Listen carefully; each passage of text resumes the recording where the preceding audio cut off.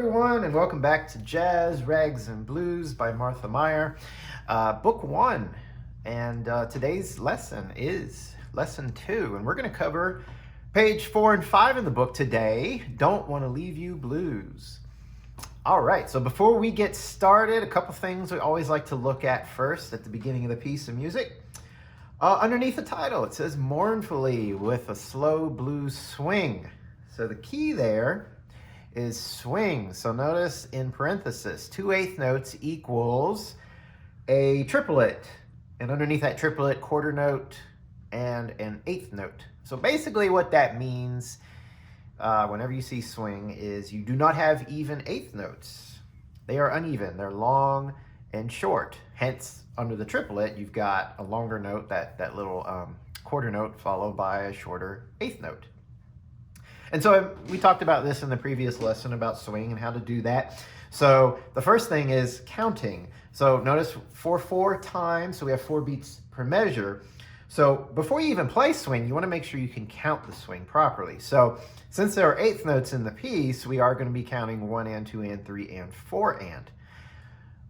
So straight count would be 1 and 2 and 3 and 4 and. Very steady, very even.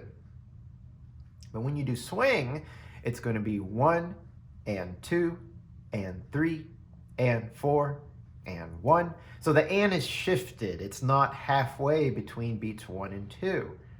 It's like 2/3 over. So it's a little bit closer to beat 2.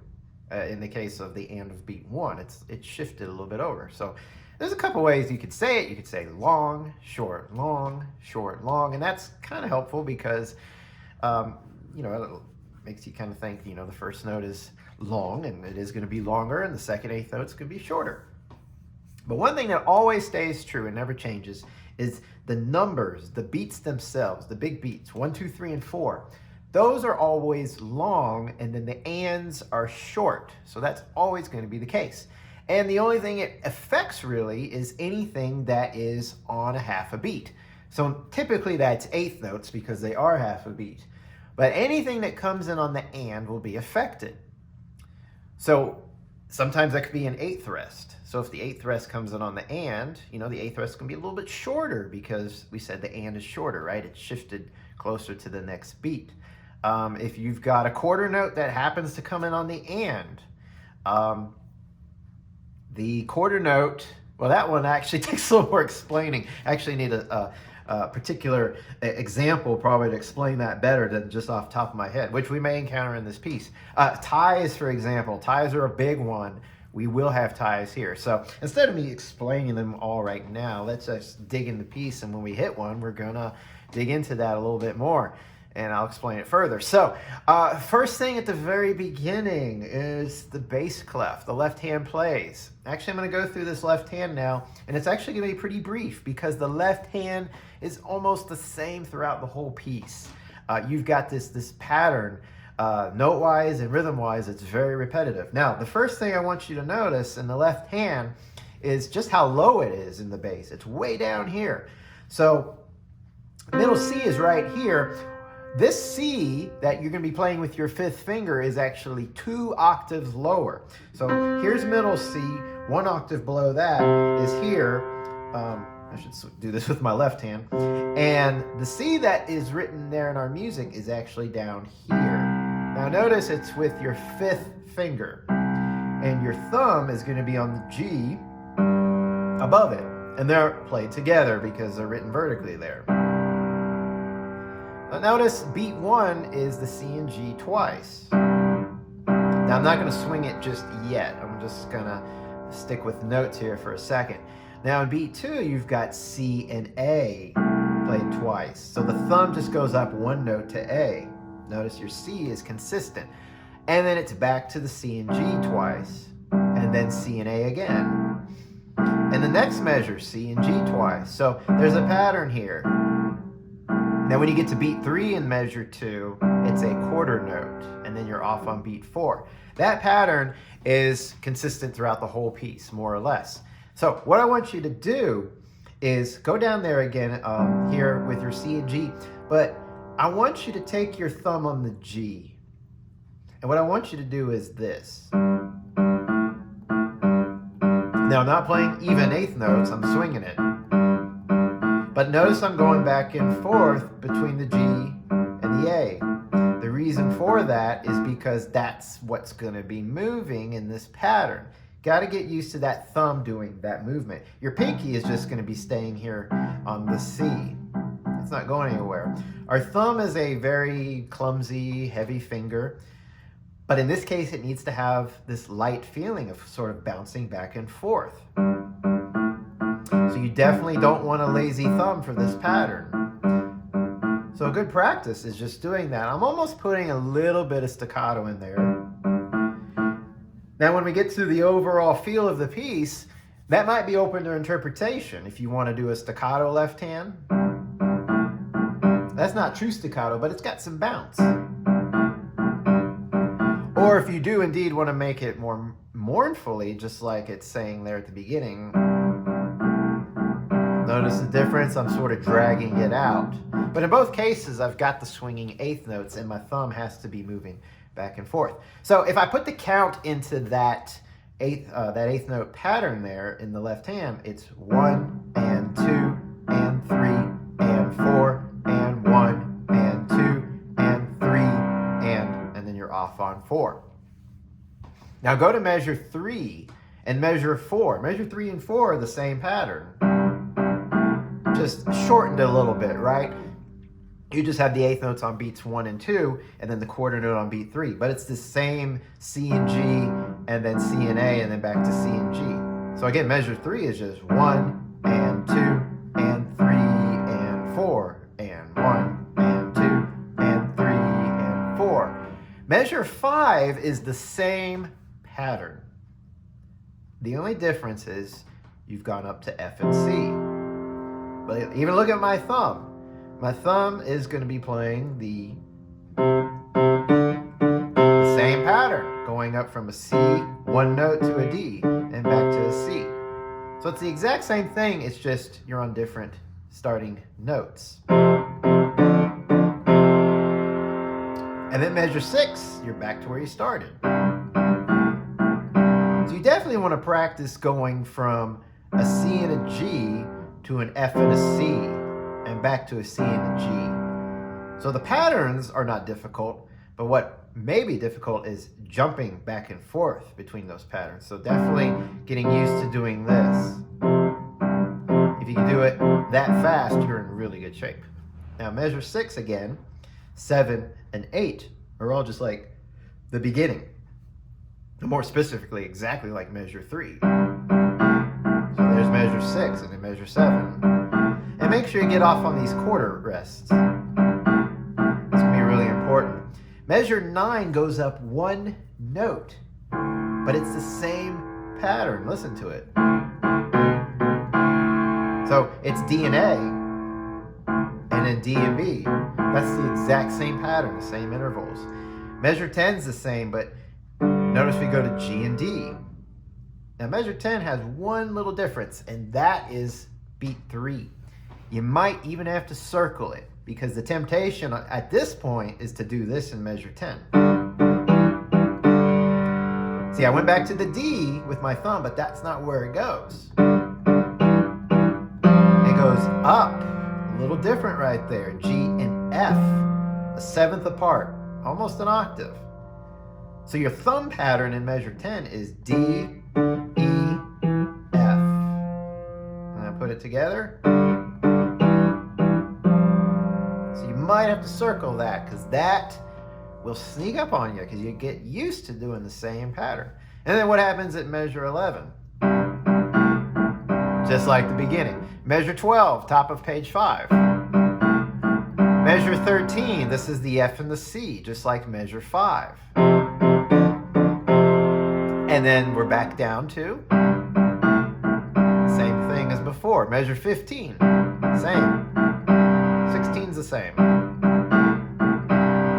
17's different. You come up to F and C, but it's a half note, 2 counts.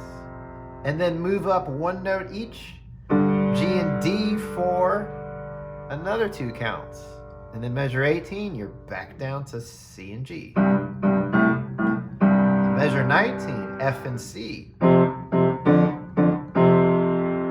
20, down to C and G. 21, back to the F and C. 22 is like measure 1. It's actually the same thing.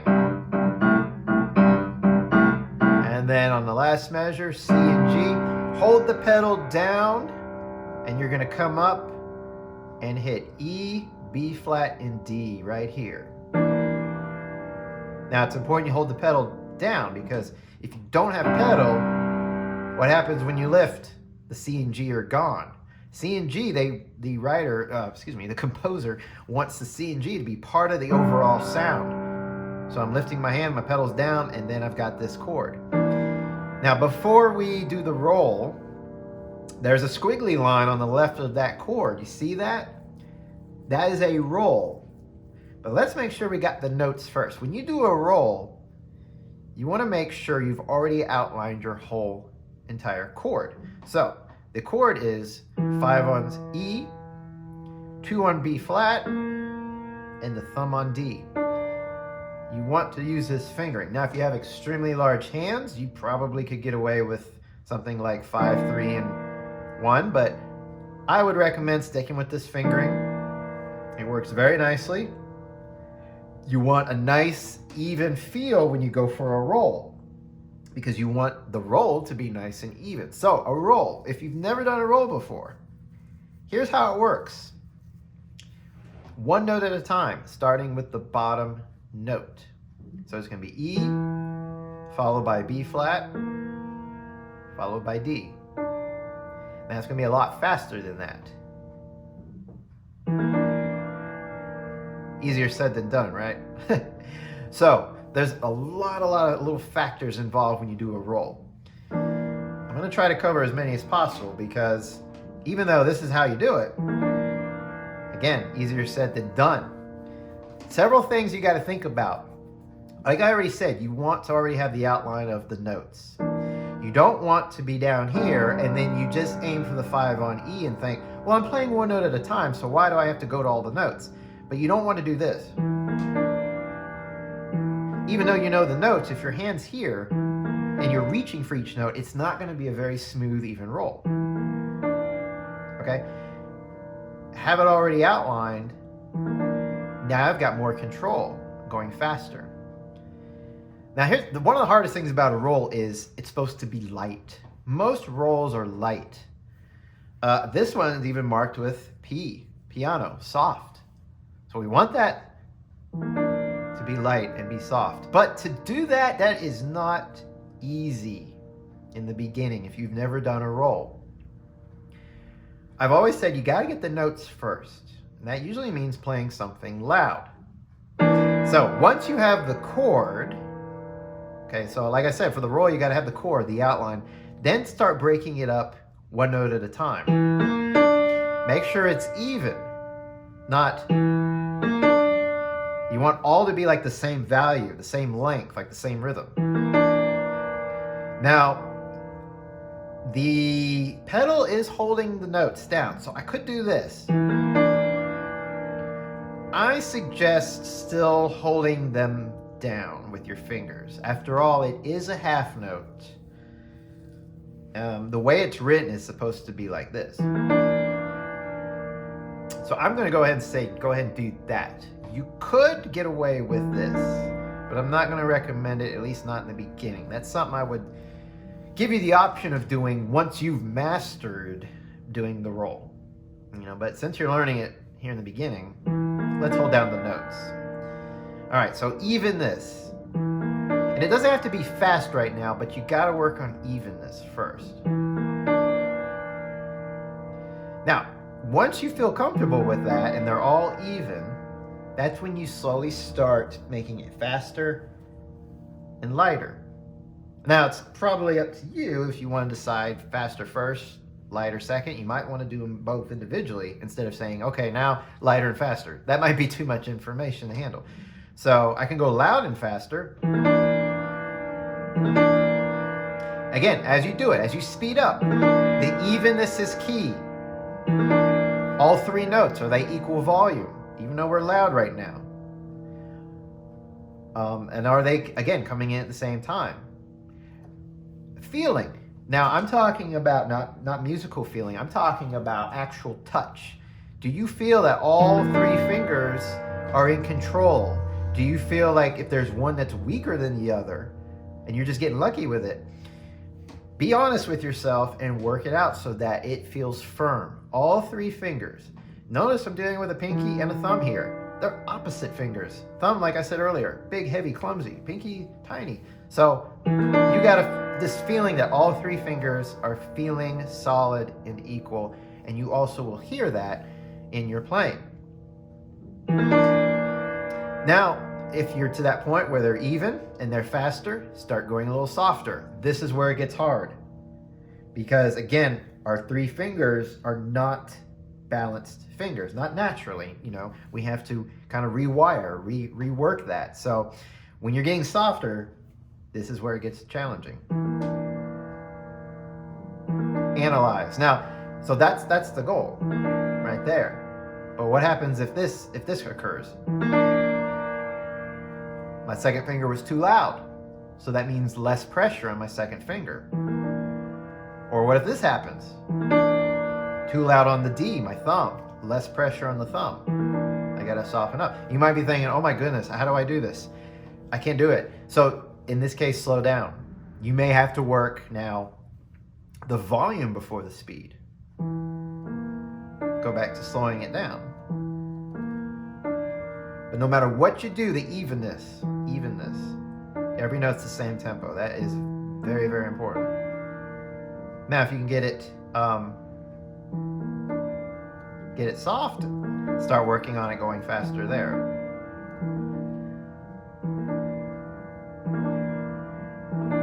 Now, there's also this point of, there comes a point where you may feel the rotation in the wrist could be helpful. See what I'm doing? Creating these little circles. It's a tricky thing because you don't want to overthink this either. It's sort of a relaxation. So a roll is sort of like thinking about a curve, like rolling over a curve. So that's what I'm creating here with my hand. If you think too much about it though, you end up getting stiff, and we have to be relaxed. So it's a tricky balance. But don't feel like the roll is all in the fingers. It can be. But I'm locking my wrist right now. Now I'm making it work, but now I did a little lift there too. So you could do that. But I'm still gonna suggest we stay on the notes. So it's a very little roll actually for staying on the notes, because you don't want to lift your pinky, and if you do too much of a roll, you will. But as I approach it, I've got that little circular motion, and that will help with the overall effect. That will keep your hand from getting stiff, because in your practice, if you're locked and you're doing this over and over, you may start to feel pain only a few minutes in. So there's so many factors. There's probably an entire lesson just on that roll, more than the entire piece of music. So there's so much that goes into rolls. Now, the last thing I'll say about a roll is this. It will not come overnight. It will not come even at the end of this piece. Now, I'm not trying to say you can't do it. I'm just being very, very realistic that this, as well as a lot of things in piano, take a lot of time to master. And some of you may get it, and I think that is tremendous. That was never me. That was never my experience. It took a lot of time, and a lot of people I work with, it is the same. So, again, if you feel like you've mastered this piece and you still haven't mastered the roll, that is okay. The roll is extremely, you have to be extremely patient with that learning concept, and it does take a while. But it will come like all things. It's something that's easy to understand mentally. It's the physical you have to develop. Think about going to the gym, getting exercise. It doesn't come overnight, right? It takes time. That's what you're doing here. You're developing your fingers and muscles in ways you've never developed before. So this takes time. So you do have to be patient. But that, like I said, is a lesson in itself right there. Well, let's go back now to the beginning, and let's look at the right hand. So the left hand's pretty much covered. It's very repetitive. For the most part. So the right hand doesn't come in until the end of the first line there at top of 4. It comes in on the and. All right, so now before we get into the swing and the counting, let's look at notes first, because this can be a lot to think about at once. So, middle C position, for the right hand, that's your thumb on middle C right here. So your first note is middle C followed by a D and back to C. And that does come in on the and of beat 3. So without the swing, it would be and, 4, and. Measure 3, just steady quarter notes on E's. There's 4 of them. The next measure, D to C. There's a tie there. Without, I'm going to keep saying without swing. So let me just say that I'm not going to do the swing just yet, but I do want to talk about these rhythms. Measure 4, that D is on beat 1, the C is on the and of 1, and then you're tied for all of beat 2. So whether they swing or not swing, that much is certain. That's true. The D is on beat 1, the C is on the and then 2 and. Now you rest on 3 and then come in on the and, 4 and. That should be familiar because that's what you did at the very beginning. And, 4 and the C, D, C. Now in measure 5, you're all the way up to G. And that's a quarter note. F, quarter note. E flat. That's obviously your third finger. Because if it was E, it'd be your third finger. So if you flat it, it's almost always going to be the same finger. At least for now. More complicated music, that changes. And beat 4, you have two eighth notes. D, C. That is tied. See that C? That is actually tied into measure 6 for another 2 beats.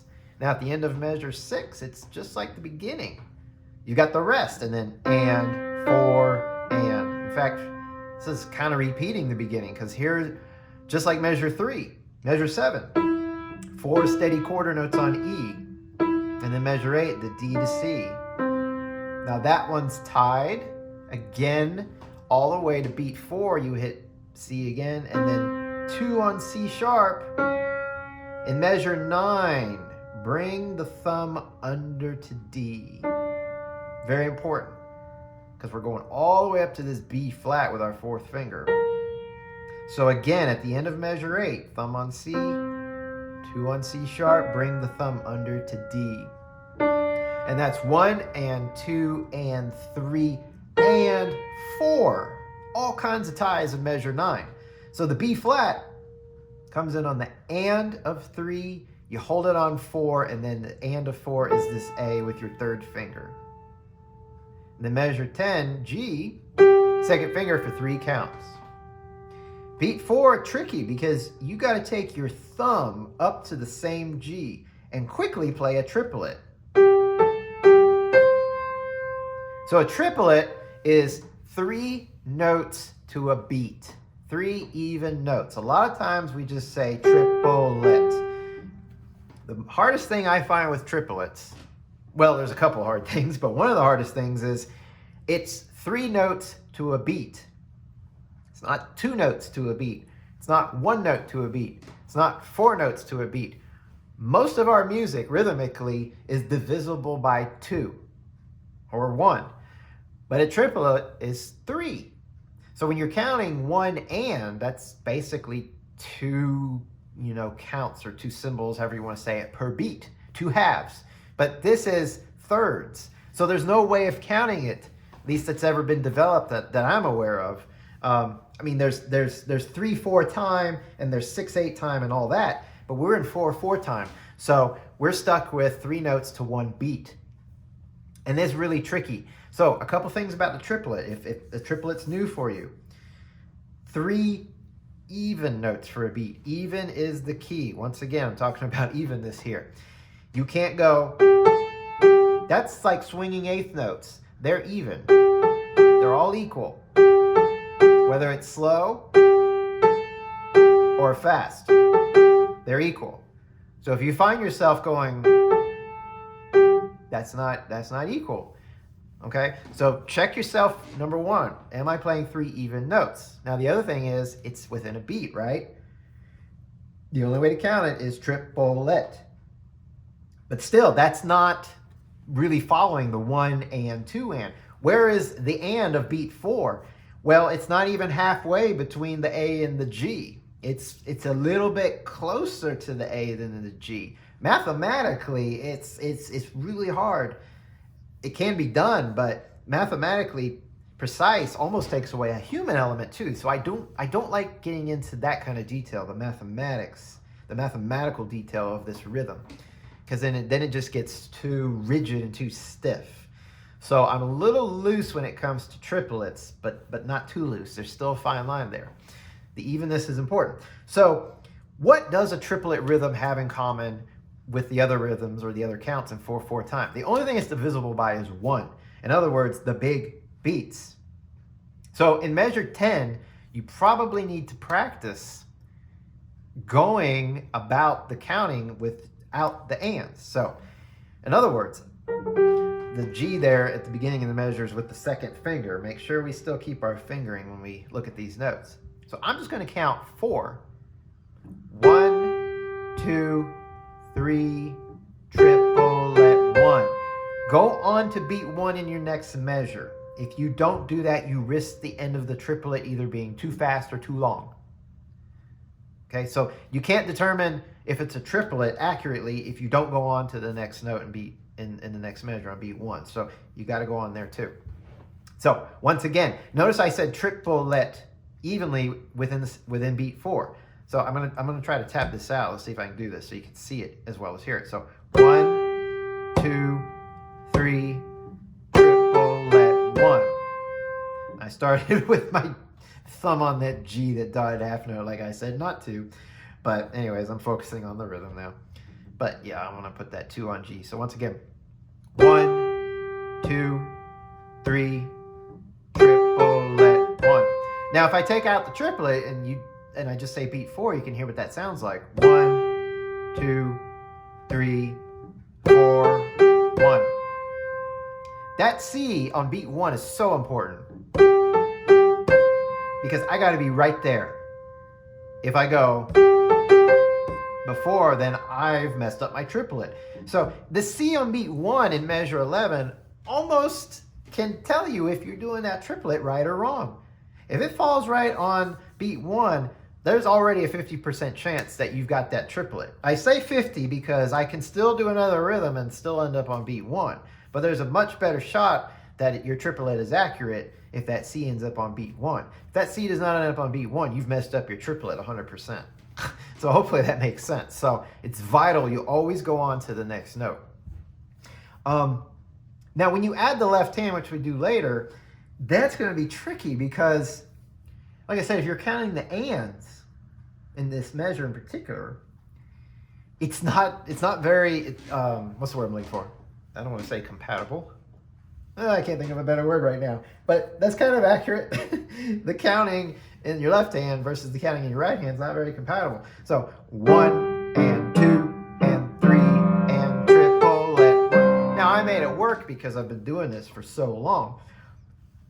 Probably what you need to do to bring it together is get to the point where that left hand is, you've played it so well, you've played it enough for so long that you can play the left hand and just count the big beats, right? 1, 2, 3, 4, 1. Now they're all divisible by 1, right?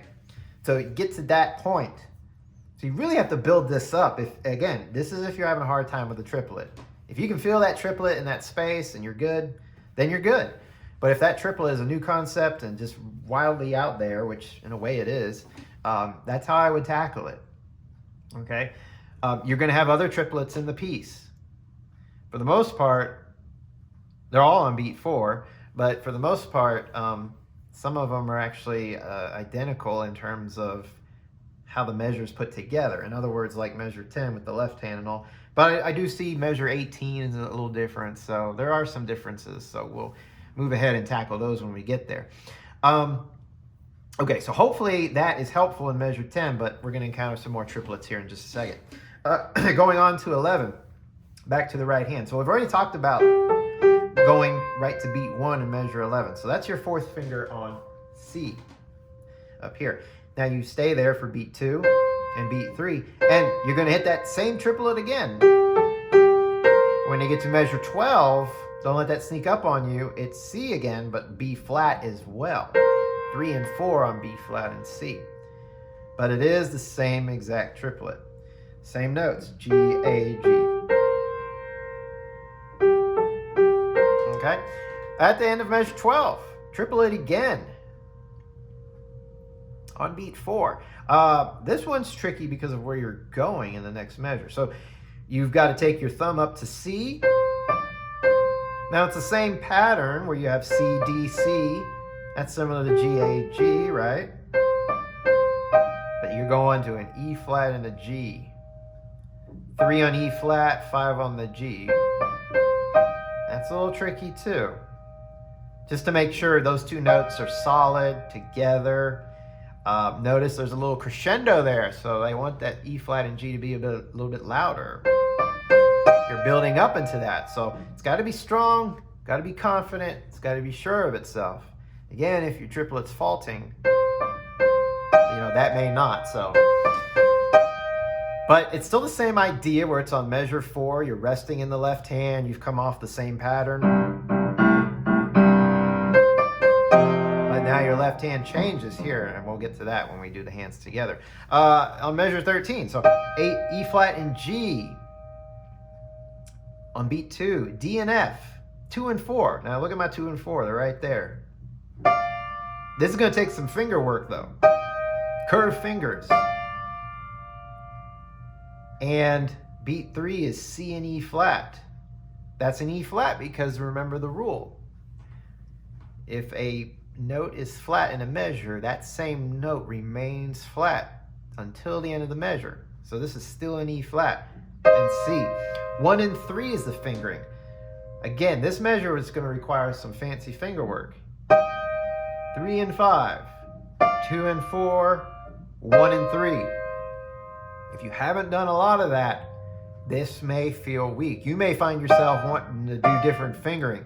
Don't do it. Don't give into that temptation. Work the fingers. That's part of why we're here, to develop our fingers. You'll be so glad you did in the long run. Because now I can make this smooth because of the big slur, rather than if I just did this, it'll never be smooth. In fact, it'll be clumsy if I go too fast. There's more control with these fingers once they're developed, so work on that. Beat 4, second finger on D to C on the end of beat 4, and then it's tied for 2 beats. And when you get to the end of measure 14, you can sort of rejoice. It is a repeat of the beginning for a little bit. Notice your thumbs on this C. You got to go all the way down the middle C. Big jump. Big jump. C to C. And like I said, it's like the beginning. So that's on the end of beat 3. And then measure 15, you got those 3 quarter notes on E's. 4 notes. 4 quarter notes. And then measure 16, D to C. There's a tie there as well. But we had that back in measure 4. And then the C, D, C. That's, again, the and 4 and 4 and. Now, this is like measure 5, but musically, more notes to give it a little more variety, which sounds pretty cool. Yeah, that's a pretty nice, pretty cool little spot right there. So what's happening is G, F, G, F on beats 1 and 2 and. 1 and 2 and. E flat on 3, D on 4, the and of 3, excuse me, and then it's tied on beat 4, and then middle C on the and of 4, and then it's tied into 18. So you got these back-to-back ties, which create some pretty neat syncopation, actually. So breaking down measure 17 again, going back to the G, that's 1 and 2 and 3 and 4 and 1 and 2 and. So notice I'm when I count, I accent the big beats like 4 and 1 in the spots where the ties are, because it kind of helps me remember that's where the big beat is. Keep the big beat in mind for the counting. Keep track of it, but again, ties, right? Don't lift. So that can be a little tricky. So you might have to work that too. And I suggest, if that's hard to remember, write it down. Underneath the G, put a 1. Underneath the F, put an and.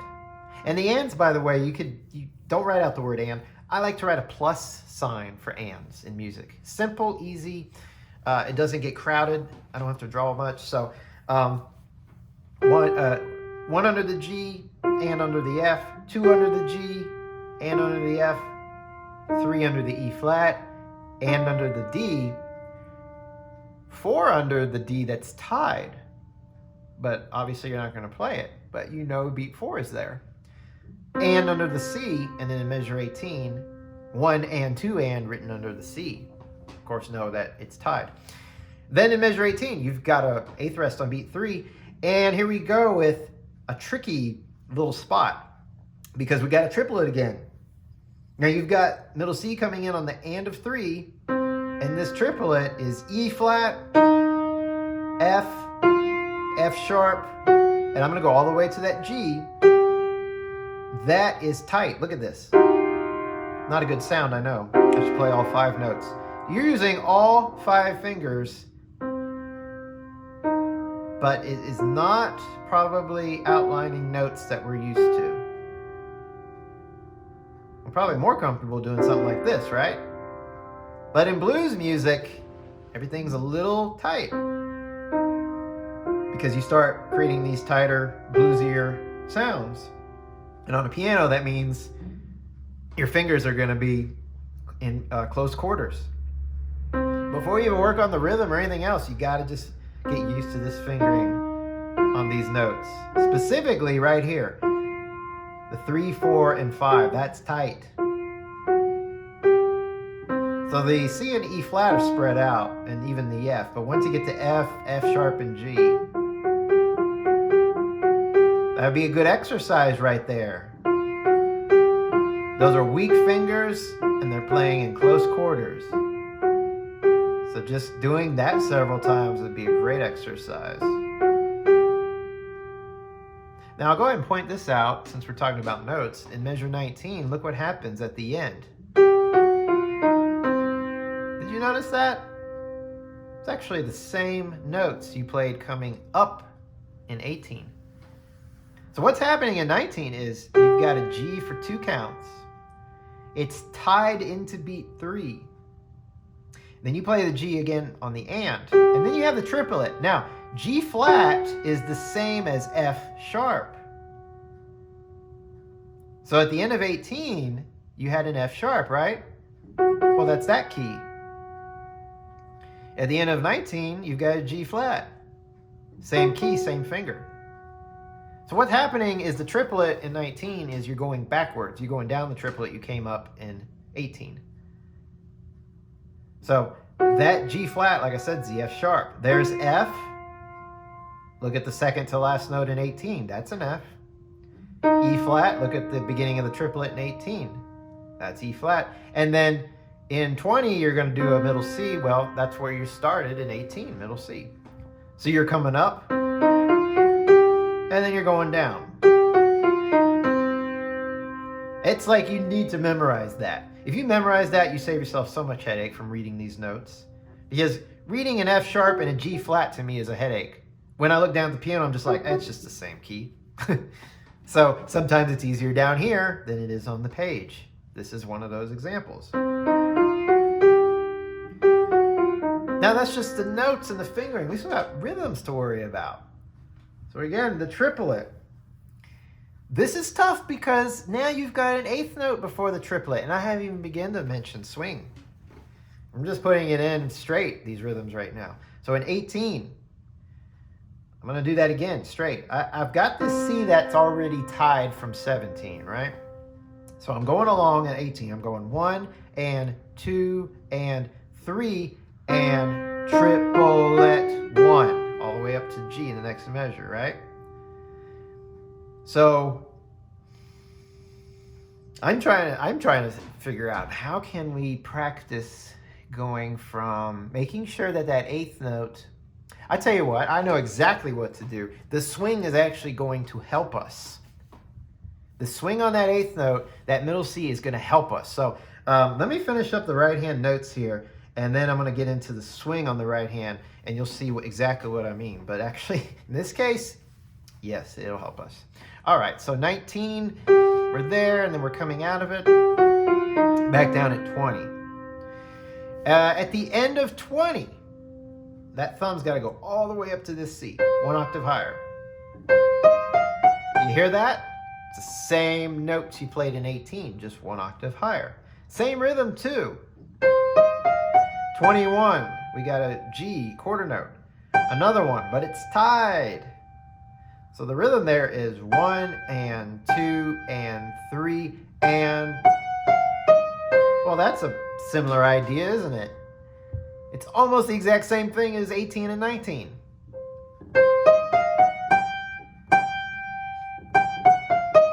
The only difference is in 21, if you compare it to measure 19, instead of a half note on G, you have 2 quarter notes. But then the 8th note and triplet come in the same spot. And like we said, the G flat is really an F sharp. So what you played at the end of measure 20, you're doing the same thing coming down 21. Same notes, same fingering. So again, the focus is on the keyboard itself more than the sheet music, I believe, when it comes to learning this. And then that last C, you're going to tie it all the way to the end of the song. Don't worry about counting it because the left hand takes over and finishes out the piece. All right, I'm itching to go to the swing rhythm now. I bet you are too, especially at the beginning of the lesson. Talked about swing, and then I just kind of started doing straight counting with the 8th notes, in the right hand at least anyways. We talked about in the left hand, right? Left hand's easy because these 8th notes come in on the beats. 1 and 2 and 3 and 4 and... But right off the bat, in the beginning with the right hand, it's coming in on an and. So think about it. If it comes in on an and, is that first 8th note long or short? It's short because anything that occurs on an and in swing is going to be short. The and is shifted over. So the 8th rest is long. Does that make sense? Because the 8th rest comes in on beat 3. So again, when we count 1 and 2 and 3 and 1. See that? And 1. It's quick. So 3 and 1 and 2. I finished up the measure and I went on to measure 3. Like I was saying with the triplets, do the same thing when practicing the swing. I keep choking on my words. When you go into measure 3 on beat 1, make sure you're right on beat 1. It lets us know we're accurately playing that last note in the previous measure, which is a short middle C, right? So we don't really know if it's short or not until we go all the way to measure 3. Now I know I've done it correctly. But if I do that and stop, I've held that C too long and I risk the habit of not doing the swing and creating a lazy rhythm. So the end of the measure 2, where the right hand comes in, is 3 and 4 and 1 and 2 and 3 and 4 and... Measure 3, when you put the hands together, you won't have to worry about this because the left hand's swinging. But when you're doing the right hand by itself, or you've got these steady quarter notes or half notes in any situation, still count the swing. Never, ever would I go back and forth between straight count and swing count in a piece, unless the music calls for it. Yes, you'll have pieces of music where there's different sections. You'll go from swing to straight and back. But if the entire piece is swing, count everything in swing. So when you do measure 3, don't just go 1 and 2 and 3 and. Maintain the feel. 1 and 2 and 3 and 4 and. Because what happens is you get to measure 4 and you say, oops, I forgot to swing that. It's too much of a headache to go back and forth between straight count and swing count. So count swing the entire piece. Now when we get to measure 4, that's 1 and 2 and. Tricky with the tie. Without the swing, earlier we said it's 1 and 2 and off. With the swing, 1 and 2 and. Now the easiest thing is just hit it on the and hold it. Don't think about it after that. Just don't lift or don't play it again. Now you also have your left hand that's going to keep moving, so that will keep things going. But 1 and 2 and. So like I said, once you hit the middle C, hold it down, be off on beat 3.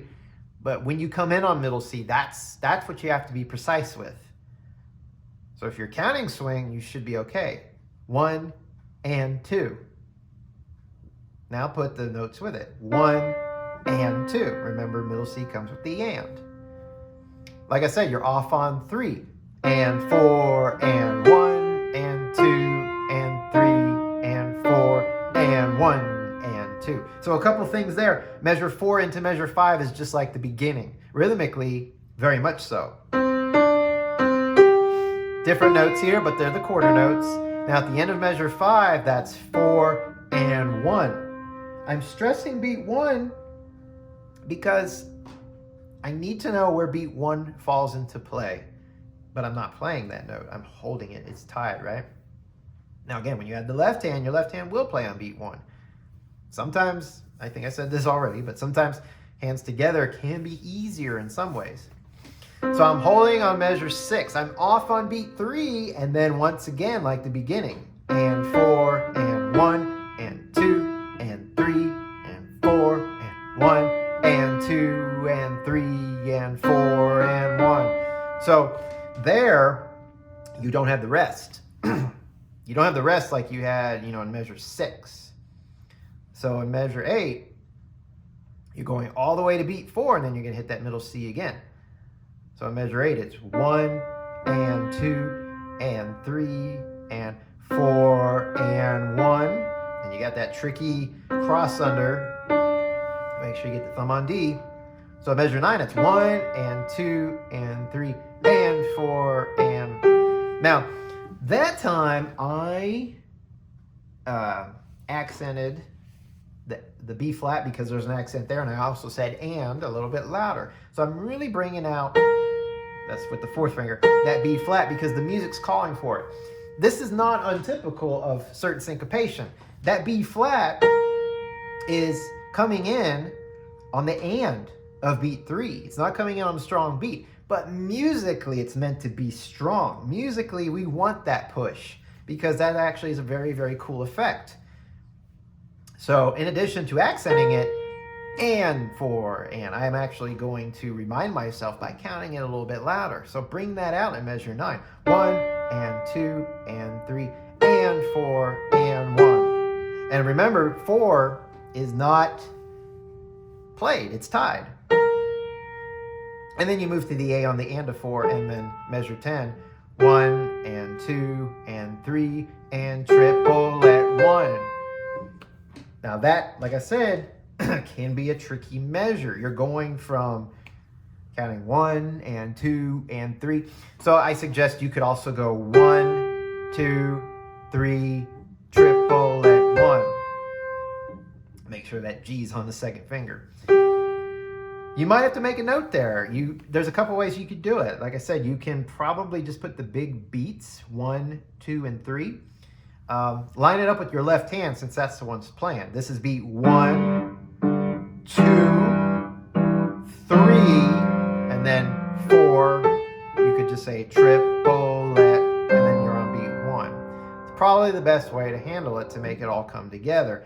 But like I said, you got to make sure the left hand plays that exact rhythm when you're just going 1, 2, 3, triple at 1. Now the advantage of having this video is you've heard me play the triplet, you've heard me play that. So hearing rhythms is a great way of learning them too. If I did not explain it, or if I did not play it for you and I only explained it, this might be a harder task to perform. But hearing it goes a long way. So I'm also hoping just by hearing it, this is actually very clear to you. Going on, measure 11. These are just quarter notes. So 1 and 2 and 3 and, but then we have a triplet. Triplet. So again, in that measure, You can do 1, 2, 3, triplet. And then measure 12, you've got that triplet again. You got to jump that thumb up there, so remember that. Triplet, 1 and 2 and 3 and. But, excuse me, after the triplet, of course, you're going back to the 1 and 2 and 3. So make sure you can go triplet 1 and 2 and 3. So it's not just getting into it, but also getting out of it. So measure 13, 1 and 2 and 3 and 4 and 1 and. So there's a case where I actually accented the and. I didn't really accent the note because notice diminuendo, it's getting softer, but I'm bringing out the and because like measure 9, you've got this long note, this C that's coming in. It's long because of the tie, right? So musically, it's a big note, but it's coming in on a weak beat, meaning the and. So we kind of need to make it strong musically, or at least give it that little bit of a feel of a push. And that's why I kind of push the and, you know, not saying I push it faster, but, you know, I'm saying it a little bit louder so I understand that it's important. I hope that makes sense. So 1 and 2 and 3 and 4 and 1 and 2 and 3 and 4 and like the beginning. 3 and 4 and 1 and 2 and 3 and 4 and 1 and 2 and 3 and 4 and. That's a cool spot, like I said earlier, but hard to do. Part of it is measure 18 is written on a different line visually. So you may just even put something in the margin of measure 17 that C is tied for another 2 counts. You could even draw a half note there if you want. Then at least you don't have to contend with going down to the other line there at measure 18. Because the phrase musically keeps going, right? The music isn't divided. It's just divided visually because we reached the end of the page. So at measure 17, it starts very evenly. The first 4 eighth notes are just right on the beats. 1 and 2 and 3 and 4 and 1. So I think I said earlier, here I like to accent 4 and 1 in my counting. I'm not playing the D on 4 because it's tied, but I need to know that that's where 4 is, right? And that's also going to help me get the C on the and right in the right spot. And then when you get to 18, I say beat 1 a little bit louder too, so I'm just very sure that that's where beat 1 is. And of course, my left hand will play there on beat 1 too. So 17 again is 1 and 2 and 3 and 4 and 1 and 2 and 3 and triplet 1 and 2 and 3 and triplet 1. Have those notes and fingering down. If you don't have the notes and the fingering down on these triplets right here specifically, this is going to be a challenge. So you got to be very comfortable with these right there. Once you're comfortable with that, then you have the freedom to be able to nail this rhythm. So as I was saying earlier, 18. If we were doing straight eighth notes, this could be tricky. But we're not. We're swinging the eighth note. Here is what's cool. Go back to the beginning at the top of page 4, where it says with slow blues swing. And it shows us in parentheses that 2 eighth notes is actually played like a triplet. And within that triplet, we said, you know, quarter note, eighth note, long, short. Triplet is the key. The last note of that little example they give us, that swing, is an eighth note, right? Triplet. So we just said earlier that a triplet is 3 eighth notes under 1 beat, right? 3 even eighth. They're technically not even eighth notes. They look like eighth notes, but we'll just say that right now because there are such things as eighth note triplets and quarter note triplets. The triplets you've been playing in this piece are eighth note triplets, right? 3 even notes to a beat. When you swing 2 eighth notes, you're basically playing a triplet, right? But the first 2 notes of that triplet are tied together. Hence, the quarter note under that triplet where it says with a slow blues swing. The quarter note is tying the first two notes of a triplet together. The example I give you is, here's middle C. If I play a standard triplet, eighth note triplet, middle C, it's this, triplet. This little example up here where it's a quarter note and an eighth note on a triplet is like this, triplet, right? And they're saying that's how we play two eighth notes when we swing, excuse me, triplet. Now I'm going pretty slow. So measure 18, the left hand, triplet, right? And we've been saying, now you would actually count it as 1 and 2 and 3. Here's where I'm going with this. That little eighth note in measure 18 on beat 3 is the last note of a triplet, if you think about it, right? The eighth rest before it is like your quarter note that's tied. So, in measure 18, I've got this C that's tied. 1 and 2, and now when I get to beat 3, we said it's 3 and, right? But it could also be triplet.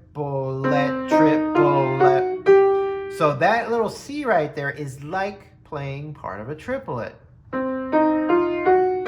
Did you hear it? All four notes.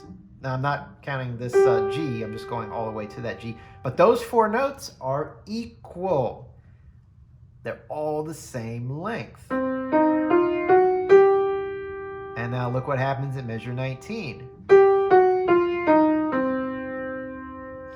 So, to put all of that crazy explanation in simpler terms, that little eighth note C in measure 18 is no longer or no shorter than any of the triplet notes that follow.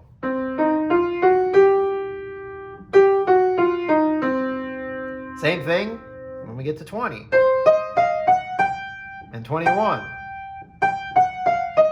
So it looks like it would be really hard, and it would be if it's straight counting, but the swing makes it easier. The swing turns eighth notes into a sort of triplet deal. It's just that long is like two triplet notes tied together, and then short is just one triplet all by itself.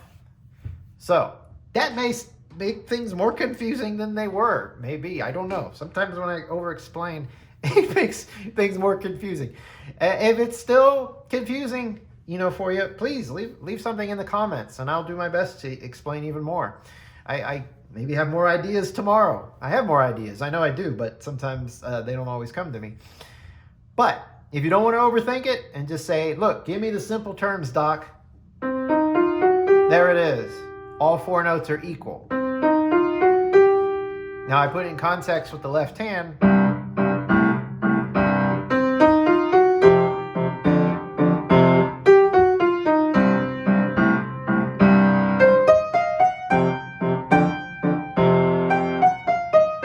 See how that works? So you really end up repeating the same idea here and here, like I said earlier. And then when we get to the last two measures, I'll go ahead and throw the hands together. Why not? Retard. So we're slowing down, and then pedal. Take your time. Remember, find the chord, go right to the chord, and then roll. And after playing this entire piece, it has a lot of energy, it has a lot of dynamics. Then you have to do this really hard roll. It's really hard if it's new to you. Very quietly, very soft. That is not easy. So, and now I haven't even put the hands together, but I'm going to go back and put the hands together for you. There really isn't going to be too much, from what I see, too much difficulty putting the hands together in terms of rhythm. A lot of those rhythms, like those triplets and things we talked about in the right hand, they occur on beat 4. What happens to the right hand and the left hand in almost every measure?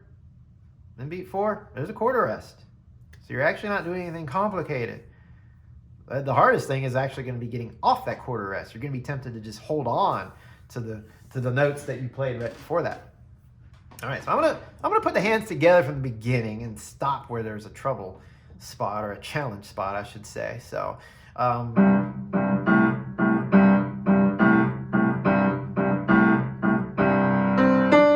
I would say right there, it's so easy to play the right hand 3 notes by themselves, but technically, when you hit that C, you're still here on the left hand.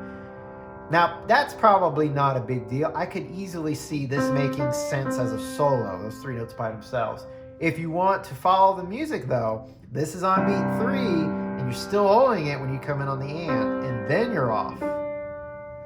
But I will go ahead and say, if you want to do this, it's not going to break anything. In fact, it almost sounds pretty good, I think. So I'll leave it up to you. But technically, if you want to follow the music, you're still down when you hit the C, and then you're off. Okay, keep going.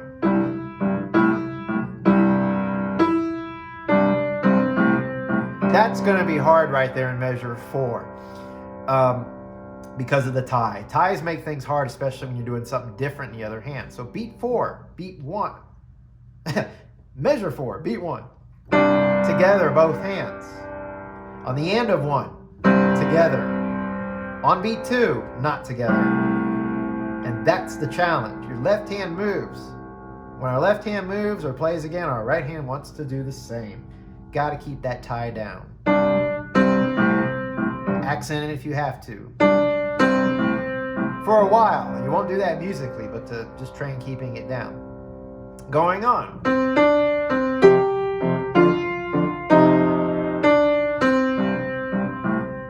Right there into measure 6. And I mentioned earlier, coming in on beat 1. So 4 and 1. And that's why I like to say 1 kind of loud, kind of strong, because it reminds me, bring that left hand in.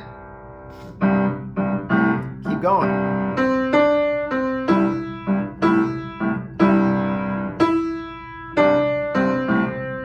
Right there in measure 8, you're going to encounter the same thing you did in measure 4. Now, I'm thinking of another thing. You may find this to be helpful. Remember what I said earlier about doing the thumb by itself? You may try that. If you find your thumb is getting lazy when you put the right hand, you may even just say, let me give that thumb a rest and just play all those C's by themselves. So breaking up the left hand like that's not a bad idea if it's just overwhelming. Now, of course, you can always go very slow. But at this point, when you're putting the hands together, you need to do the swing. I would not advise taking this all the way to the end with every dynamic and everything and no swing. It's not that you can't, it's just I'm trying to think of a good reason, and I can't. I don't want to say it's just because. It's because this left hand. Okay, I'll be honest. This left hand, like I said, it's the driving force to this piece. It's the driving force to the style. So I really want you to get that ingrained, that swing. I don't want you to go through the piece like this. That's a totally different style. That to me, that's like the train piece or something, like the train's coming. All right, that's something else. So I do have a good explanation, actually. Yes, it's the left hand. It's actually very, very important to the piece. So yes, and when you put the hands together, do be swinging both hands. So where did we leave off? Measure 6, measure 7. Let's start at measure 6. The pickups into measure 7. So now 7.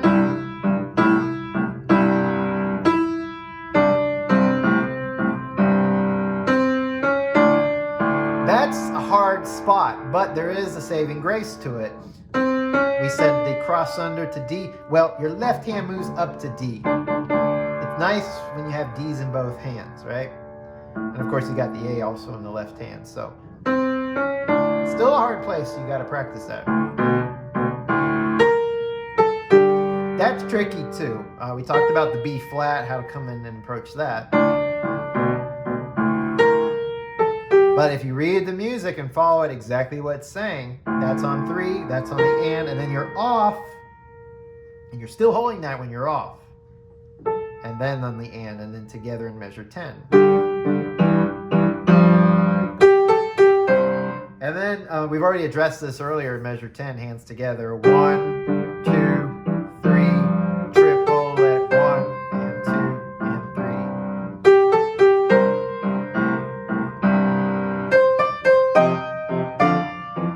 Well, and you see I messed up because there's a lot going on there. Measure 12 to 13 is challenging. You're here in measure, let's see. You're here at the beginning of 12. Got to bring that right hand all the way up.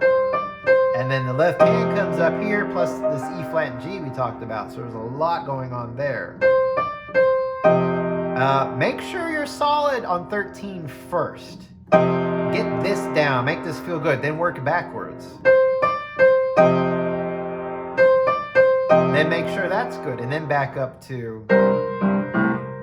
Make sure 3 on B flat and 4 on C when you do that at the beginning of 12.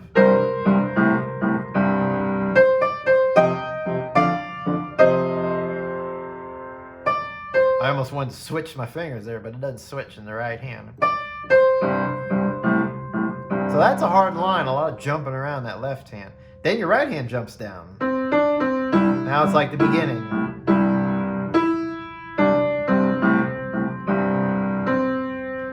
I played the wrong rhythm at the end of 14. Will you please forgive me, but I am human too. So I did that rhythm. It's actually, yeah, I played straight 8s, didn't I? Oh boy. Measure 14.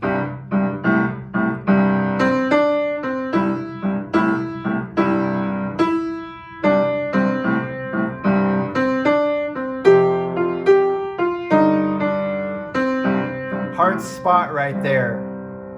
Measure 17, pickups.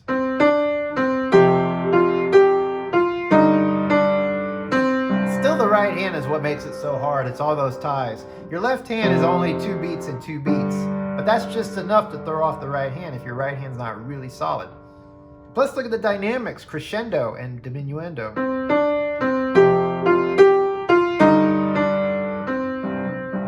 So that adds another element. It's really cool, all of that, when it comes together, but it takes a lot of work. Now, measure 18. Like we said, these 4 notes are equal. So that's kind of cool. Same thing there.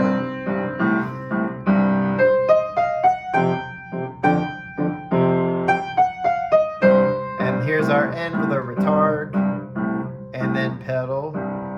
Take your time, find your chord, and then soft roll. All right, lots and lots and lots of information on this piece. These are not easy by any means, but they are fun. And now I want to play it for you all the way through. 80 beats per measure, I'll try to do that. Slow blues swing. I've come to conclusion that I do want to give it a little more drag, not so much bounce, because it is supposed to be played mournfully, so I'm going to honor that. So here we go from the beginning. I'll give us a little count off. 1 and 2 and 3 and 4 and...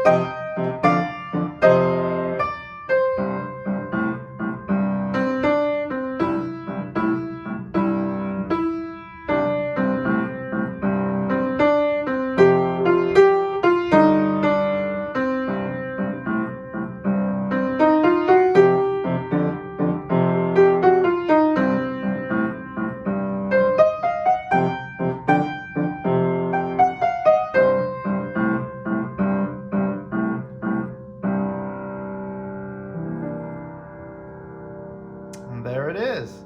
One last thing I'll say, in 18 and 19, and also in 20 and 21, throw in a little crescendo there. I think that works nicely. It follows the moving line there. Whoops, I put too many notes. But anyway, so sometimes it's nice to add those things, interpretation, even when the music doesn't call for it. That's kind of a general rule for musicians. A lot of times if the notes are going up, put in a crescendo. Bring that movement out. If it's going down, put in a diminuendo to bring that movement out. So moving lines, part of being a good musician.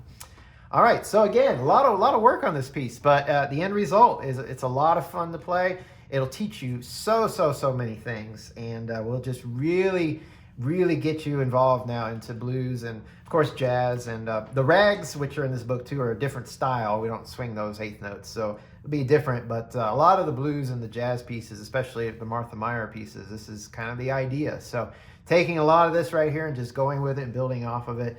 But again, it can be a lot of fun. Very nice arrangements, and I've actually been requested, or was requested, not too long ago at a wedding to actually play Martha Mier for the reception. I thought that was kind of neat because, usually that's these lesson books are not requested at such an event, but apparently someone knew of her arrangements and really liked them. So I have to agree. I enjoyed playing them, and I think the crowd responded well too. So do learn these pieces if you're into blues and jazz. These are great pieces.